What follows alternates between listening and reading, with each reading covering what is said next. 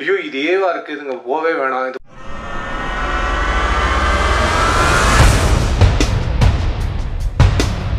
இன்னைக்குலாம் அந்த டப்பாவில் பொண்ணு வச்ச இடத்துல பூவை வைக்கல, பொண்ணையே தான் வச்சுருக்கோம்.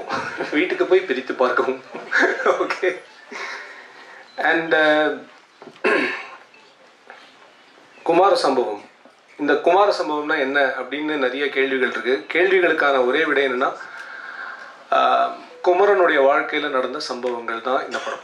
ஸோ அப்படி நீங்கள் எடுத்துக்கலாம். படம் பார்க்கும்போது உங்களுக்கு இது புரியும்.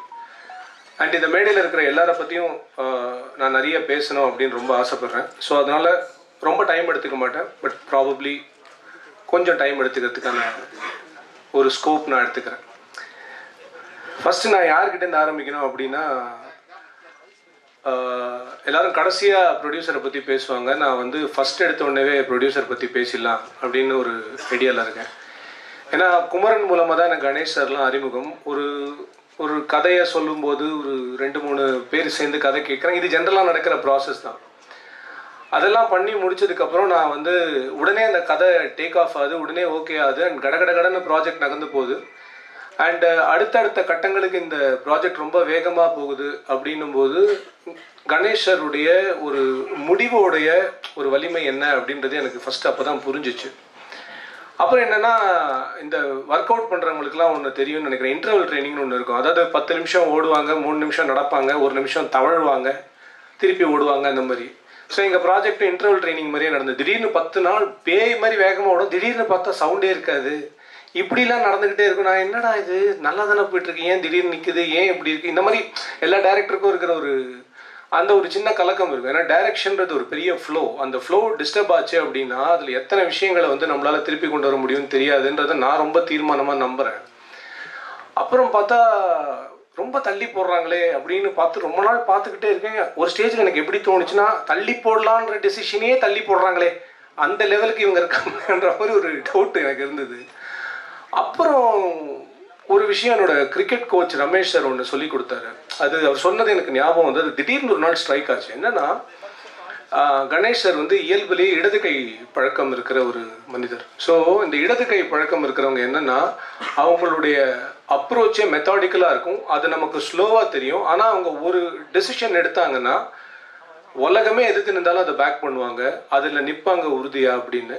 ஸோ கணேஷ் சார் உறுதியாக நின்றதுனால மட்டும்தான் இந்த மேடையில் நான் உறுதியாக நின்று பேச முடியுது. So thank you Ganesh sir. நீங்கள் இல்லைன்னா this is not possible. And நான் ஒரு தடவை இந்த வானிலை பார்க்கும்போது நம்ம தமிழ்நாடு வெதர்மேன் சொல்லுவார், நுங்கம்பாக்கம்ல இவ்வளோ மழை, மீனம்பாக்கம்ல இவ்வளோ. எப்போ பாரு நுங்கம்பாக்கத்தில் நிறைய மழை பெஞ்சதே நான் ஃபீல் பண்ணுறேன்னா அதுக்கு ரொம்ப முக்கியமான காரணம் கணேஷ் சார் தான். அவ்வளோ நல்லவரை சத்தியமாக சினிமாவில் கூட காட்ட முடியாது. ஏன்னா இந்த ப்ராஜெக்ட்டு நடந்த டைமில் இப்போ வரைக்கும் யாருக்கும் ஒரு பேமெண்ட் பெண்டிங் அப்படின்றது இல்லை. எல்லாருக்கும் நேரத்துக்கு அவங்களுக்கான சம்பளம், அவங்களுடைய திறமைக்கும் தகுதிக்கும் வாய்ந்த சம்பளம், யார்கிட்டையும் பார்கெயின் கூட பண்ணாமல் அவங்க கேட்குற சம்பளத்தை கொடுக்குற ஒரு எக்ஸ்ட்ராடினரியான முதலாளி. நான் உண்மையிலே சொல்கிறேன், ஒரு டேரக்டராக நான் இந்த படத்தில் ஜெயிச்சேன்னா எனக்கு இன்னொரு படம் கிடைக்கலாம், இன்னும் 2 படம் கிடைக்கலாம். ஆனால் ஒரு ப்ரொடியூசராக என் ப்ரொடியூசர் ஜெயிக்கணும்னு நான் ஏன் ஆசைப்பட்றேன்னா, அவர் ஜெயிச்சா என்ன மாதிரி ஒரு 3-4 டேரக்டருக்கு லைஃப் கிடைக்கும். I am very sure.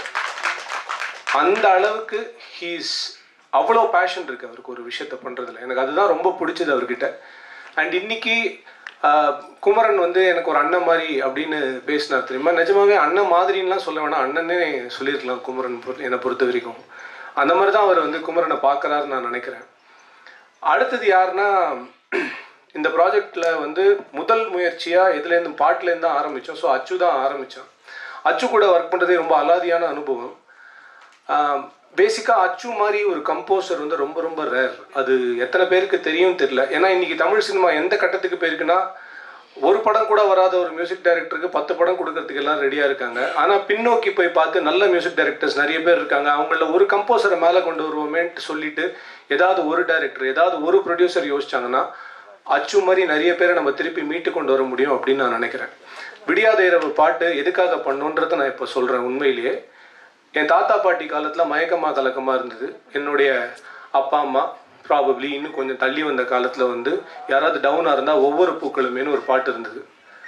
இப்போ இருக்கக்கூடிய 2K கிட்ஸுக்கு என்றைக்காவது அவன் டவுன் ஆவான்ல, அப்போது அவன் லைஃப்பில் திருப்பி அவன் மேலே வரணும்னா நம்ம ஒரு பாட்டு பண்ணணும் அப்படின்னு எங்களுக்கு தோணுச்சு. அதுதான் விடியாத இரவு பாட்டில் வி ட்ரைட். அது என்னுடைய ஞான குரு ஞான தகப்பன் கண்ணதாசனுக்காக இந்த பாட்டை ஒருவேளை அவர் எழுதினா எப்படி எழுதுவார் அப்படின்னு நினச்சி நான் எழுதின பாட்டு. இந்த படத்தில் 6 பாட்டு பண்ணோம். இந்த 6 பாட்டுமே ஒரு பாட்டு வந்து பாரதியாருக்கு டெடிகேட் பண்ணோம், ஒரு பாட்டு நாமுத்துக்குமாருக்கு டெடிகேட் பண்ணோம், ஒரு பாட்டு வைரமுத்து சாருக்கு பண்ணோம், ஒரு பாட்டு வாலி சாருக்கு பண்ணோம், ஒரு பாட்டு கண்ணதாசன் சாருக்கு பண்ணோம், ஒரு பாட்டு இப்போ இருக்கிற அசல் கோளார் பால் டப்பா மாதிரி நம்மளாலையும் எழுத முடியாதுன்னு சும்மா ட்ரை பண்ணி பார்த்தோம். அதுவும் எனக்கு தெரிஞ்சு நல்லா தான் வந்திருக்குன்னு நினைக்கிறேன். ஸோ யாருக்கும் வாய்ப்பு கொடுக்கக்கூடாது அப்படின்ற எண்ணம்லாம் எனக்கு கிடையாது மிஸ்டர் ஆனந்த். நீங்கள் சொன்னீங்க. எனக்கு என்னென்னா, இந்த படத்தில் நான் வாய்ப்பு கொடுத்துக்கிட்டேன் அப்படின்னு நான் நினைக்கிறேன். ஏன்னா எனக்கு ஒரு வாய்ப்போட அருமை தெரியும். எனக்கு கொடுத்த வாய்ப்புகள், நிராகரிக்கப்பட்ட வாய்ப்புகள்லாம் எவ்வளோ இருந்ததுன்னு தெரியும். நான் ஒருவேளை தப்பாக எழுதினேன்னா வேறு யாராவது யோசிக்கலாம் அப்படின்றது தான் என்னோட ஐடியா. ஆனால் எனக்கு தெரிஞ்ச வரைக்கும் என்னோட கதைக்கான பாடல்களை என்னால் எழுத முடியும் அப்படின்னு நான் நம்பினா நான் எழுதினேன். பட் எல்லா படத்துலையும் நான் அதை பண்ணுவேனான்னு கிடையாது, கண்டிப்பாக கிடையாது. Because I want to collaborate with lot of talents. Kumara Sambavam has to be special for me.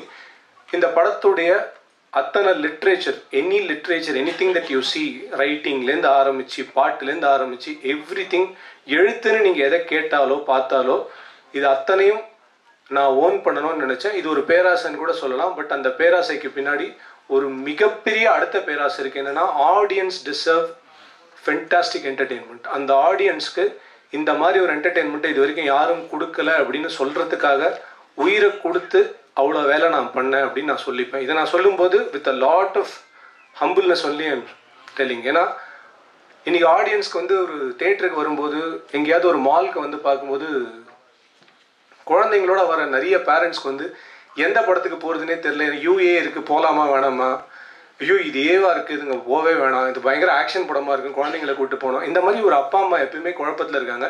அந்த அப்பா அம்மாக்கள்லாம் கவலையப்படாமல் உங்கள் வீட்டில் இருக்கிற நண்டு சிண்டு எல்லாத்தையும் கூட்டிகிட்டு கண்டிப்பாக செப்டம்பர் 12 நீங்கள் தேட்டருக்கு வரலாம். உங்கள் வீட்டில் இருக்கிற பெரியவங்களையும் கூட்டிகிட்டு வாங்க. குடும்பமாக இந்த மாதிரி ஒரு படத்தை நீங்கள் என்ஜாய் பண்ணுறதுக்கு யூ ஹவ் டன் சம்திங்.